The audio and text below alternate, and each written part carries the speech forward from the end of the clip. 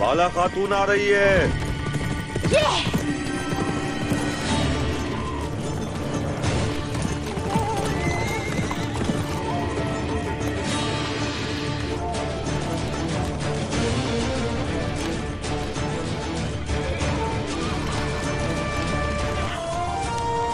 सिपाहियों और बहनों, हम हमला करेंगे और वो भी हमला करेंगे। हमारी इंसाफ की तलवारें मयान से बाहर आकर रहेंगी इंशाअल्लाह, चाहे आसमान 2 टुकड़े हो जाए। गजा मुबारक हो आप सबको। आमीन। कोनूर सिपाही, आप मंजनी के संभालेंगे। जैसे आपका हुक्म।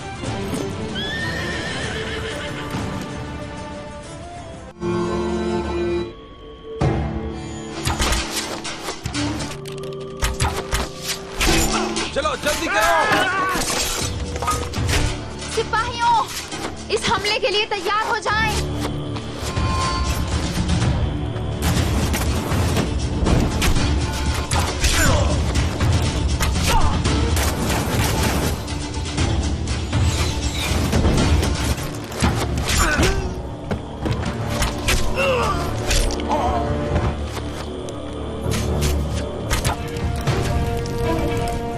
मंजनी के चल रहे हैं।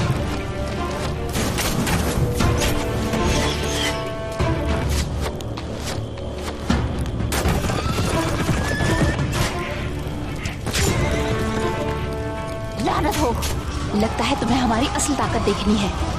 आ जाओ।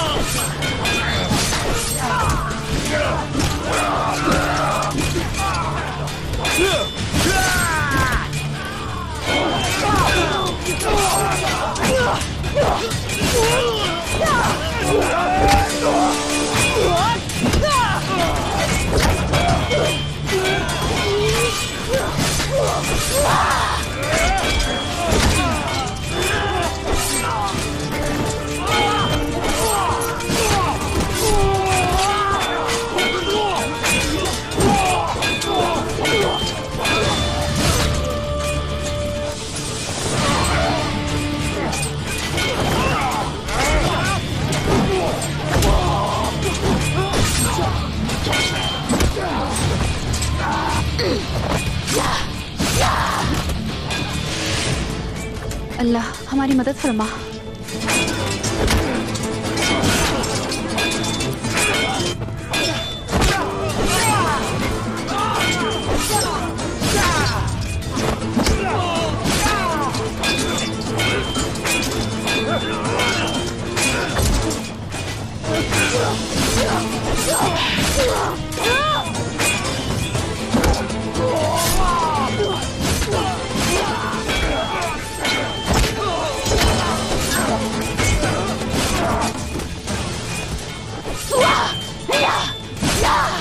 सिपाहियों, अब आग से दिफा करेंगे।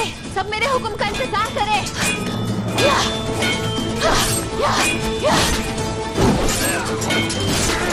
सिपाहियों पीछे हट जाएं।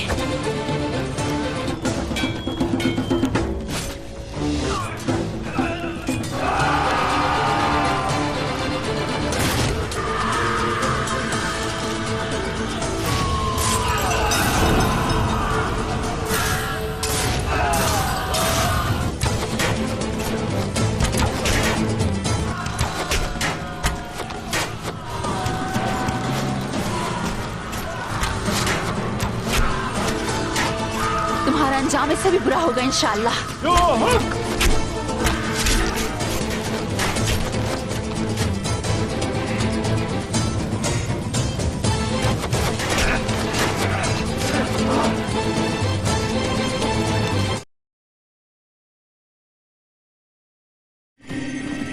बाला खातून आ रही है।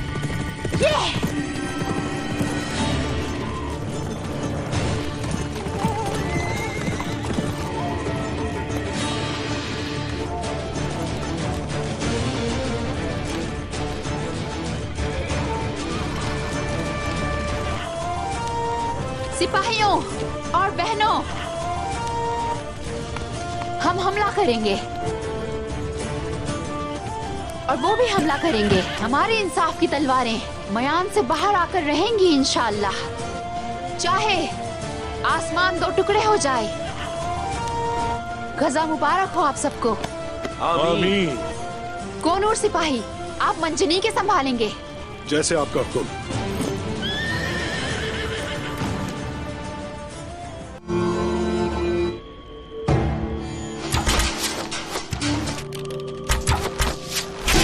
चलो जल्दी करो।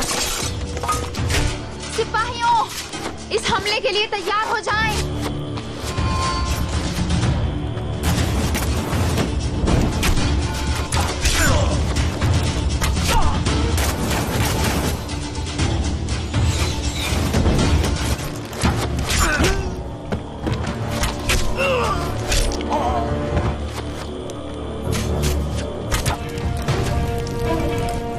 मंजनी के चल रही है।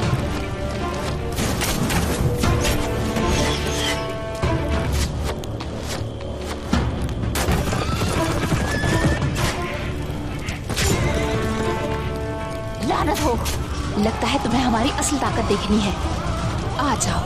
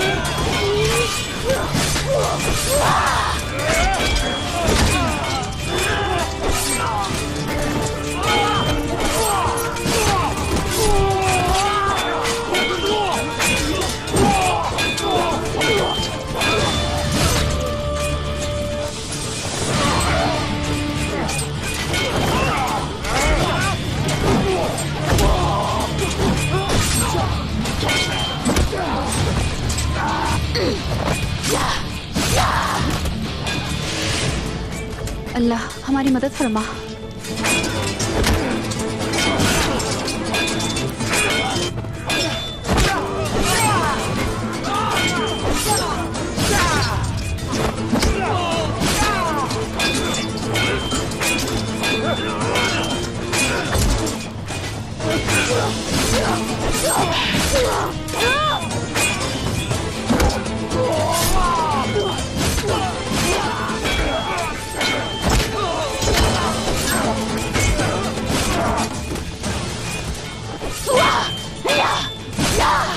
सिपाहियों, अब आग से दिफा करेंगे।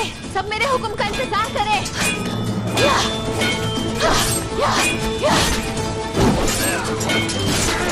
सिपाहियों पीछे हट जाएं।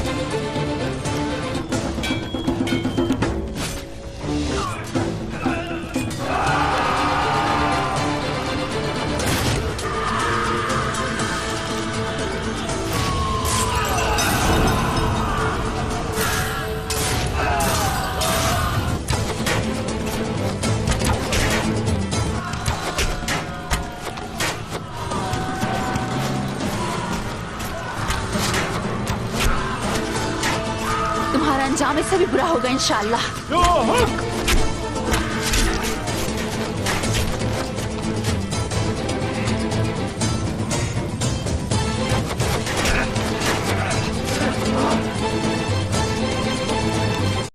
अस्सलाम वालेकुम दोस्तों, इस किस्त के आगाज़ में हम देखते हैं कि गुरबज कहता है कि बाला खातून आ रही है। तो इसी दौरान हम देखते हैं कि बाला खातून को नूर और सिपाहियों के साथ वहां पर आ जाती है और घोड़े को फिजा में बुलंद करते हुए कहती है, सिपाहियों और मेरी बहनों, हमारे सिपाही कोपरो हिसार के पास हमारा इंतजार कर रहे हैं। काई के बहादुर मर्दों और ख़वातीन, मेरी बात गौर से सुनो। चाहे आसमान के दो टुकड़े ही क्यों ना हो जाएं, चाहे ज़मीन के दो टुकड़े ही क्यों ना हो जाएं, हमारी इंसाफ की तलवारें म्यान से बाहर ज़रूर निकलेंगी। गज़ा मुबारक हो आप सबको। इस पर तमाम सिपाही आमीन कहते हैं और फिर बाला खातून को नूर से कहती है आप मंजनीकों की हिफाजत करेंगे और फजर से पहले हम सब सिपाहियों को वहां पर पहुंचना है। और कोनूर अपने तमाम सिपाहियों को कहता है जल्दी जल्दी चलो सिपाहियों। इसी दौरान दुश्मन उनके ऊपर हमला कर देता है और बाला खातून कहती सिपाहियों इस हमले के लिए तैयार हो जाओ। और कई सिपाही बहुत ही तेजी से हमले के लिए तैयार हो जाते हैं और दुश्मन के सिपाही आग वाले तीर मंजनीकों और सिपाहियों के ऊपर बरसाना शुरू कर देते हैं। इन आग वाले तीरों से मंजनीकों को आग लग जाती है और बहुत सारे कई सिपाही भी मारे जाते हैं। इस अचानक हमले से सब लोग बहुत ज्यादा हैरान और परेशान हो जाते हैं और सब लोग छुप जाते हैं और दुश्मन कई सिपाहियों के ऊपर तीरों की बारिश कर रहे होते हैं और सब चीजों को आग से जला रहे होते हैं और मंजनीकें जलकर राख हो जाती हैं और बाला खातून कहती है मंजनीकें जल रही हैं। ये देखकर उस्मान साहब के सिपाहियों को बहुत ज्यादा गुस्सा आता है और बाला खातून कहती है इस दुश्मन के ऊपर लानत हो। इसके बाद दुश्मन कई सिपाहियों के ऊपर हमला कर देता और बाला खातून कहती है लगता है कि आपको हमारी असलियत देखनी है और आ जाओ। इसके बाद दोनों गिरोहों के दरमियान एक बहुत ही खूनख्वार जंग होती है जिसके अंदर बहुत सारे दोनों तरफ के सिपाही मारे जाते हैं और बाला खातून बहुत ही बहादुरी के साथ दुश्मन सिपाहियों को काट रही होती है और जेरकताई भी अपनी दोनों तलवारों की मदद से बहुत सारे सिपाहियों को जन्म हासिल कर देता है और सिपाही गुरबज अल्प भी बहुत ही बहादुरी का मुजाहरा करता है और बहुत सारे सिपाहियों को जन्म हासिल करता है। कोनूर शामिल और उस्मान साहब के तमाम सिपाही बहुत ही बहादुरी के साथ दुश्मनों को जन्म हासिल कर रहे होते हैं। बैसंगूर भी बहुत ही तेजी के साथ दुश्मन सिपाहियों को काट रहा होता है और दुश्मन सिपाही खत्म होने का नाम ही नहीं ले रहे होते, वो बहुत ही ज्यादा तादाद में होते हैं। और इधर वालदा सुल्ताना कहती है कि दुनिया तख्त का खेल है और कहती है मुझे उम्मीद है कि कांता कोनोस कभी भी गलती नहीं करेंगे। अमन कायम होगा उस्मान साहब अगर आप जवाबी कार्रवाई नहीं करेंगे तो। जवाबन उस्मान साहब कहता है कि हम अमन नहीं चाहते, हम आगे बढ़ने के लिए कभी भी नहीं रुकेंगे। ये सुनकर वालदा सुल्ताना बहुत ज्यादा हैरान होती है और उस्मान साहब मजीद कहते हैं अगर वालदा सुल्ताना अमन चाहती है तो ख्वाहिश का इजहार जरूर होगा।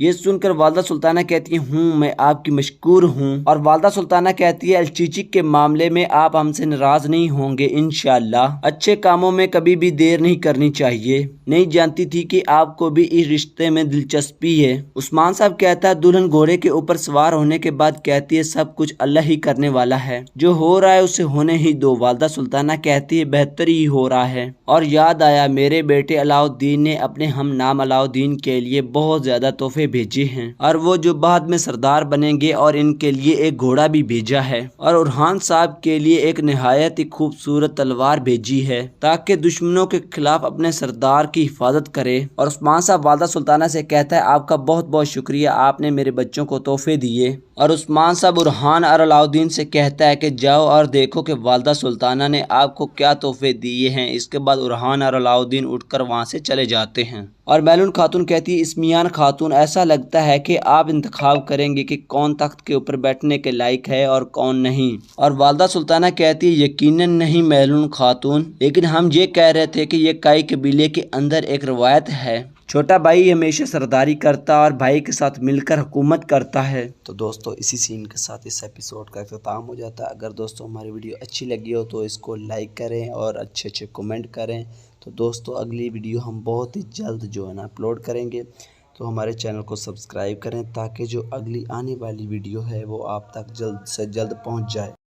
अस्सलाम वालेकुम दोस्तों, इस किस्त के आगाज़ में हम देखते हैं कि गुरबज कहता है कि बाला खातून आ रही है। तो इसी दौरान हम देखते हैं कि बाला खातून को नूर और सिपाहियों के साथ वहां पर आ जाती है और घोड़े को फिजा में बुलंद करते हुए कहती है सिपाहियों और मेरी बहनों, हमारे सिपाही कोपरो एसार के पास हमारा इंतजार कर रहे हैं। काई के बहादुर मर्दों और ख़वातीन मेरी बात गौर से सुनो, चाहे आसमान के दो टुकड़े ही क्यों ना हो जाएं, चाहे ज़मीन के दो टुकड़े ही क्यों ना हो जाएं, हमारी इंसाफ की तलवारें म्यान से बाहर ज़रूर निकलेंगी।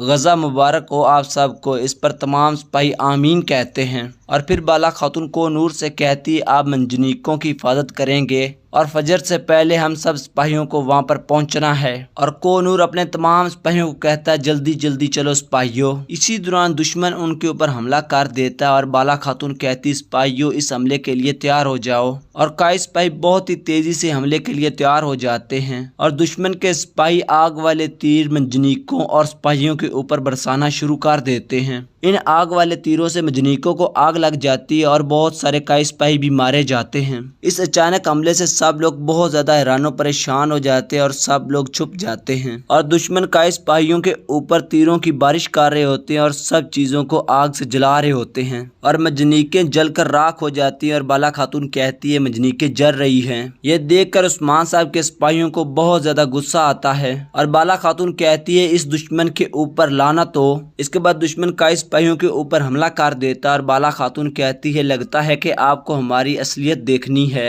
और आ जाओ। इसके बाद दोनों गिरोहों के दरमियान एक बहुत ही खूनख्वार जंग होती है जिसके अंदर बहुत सारे दोनों तरफ के सिपाही मारे जाते हैं और बाला खातून बहुत ही बहादुरी के साथ दुश्मन सिपाहियों को काट रही होती है और जेर कुतई भी अपनी दोनों तलवारों की मदद से बहुत सारे सिपाहियों को जन्म हासिल कर देता है और सिपाही गुरबज अल्प भी बहुत ही बहादुरी का मुजाहरा करता है और बहुत सारे सिपाहियों को जन्म हासिल करता है। कोनूर शामिल और उस्मान साहब के तमाम सिपाही बहुत ही बहादुरी के साथ दुश्मनों को जन्म हासिल कर रहे होते हैं। बैसंगूर भी बहुत ही तेजी के साथ दुश्मन सिपाहियों को काट रहा होता है और दुश्मन सिपाही खत्म होने का नाम ही नहीं ले रहे होते, वो बहुत ही ज्यादा तादाद में होते हैं। और इधर वालदा सुल्ताना कहती है कि दुनिया तख्त का खेल है और कहती है मुझे उम्मीद है कि कांता कोनोस कभी भी गलती नहीं करेंगे, अमन कायम होगा उस्मान साहब अगर आप जवाबी कार्रवाई नहीं करेंगे तो।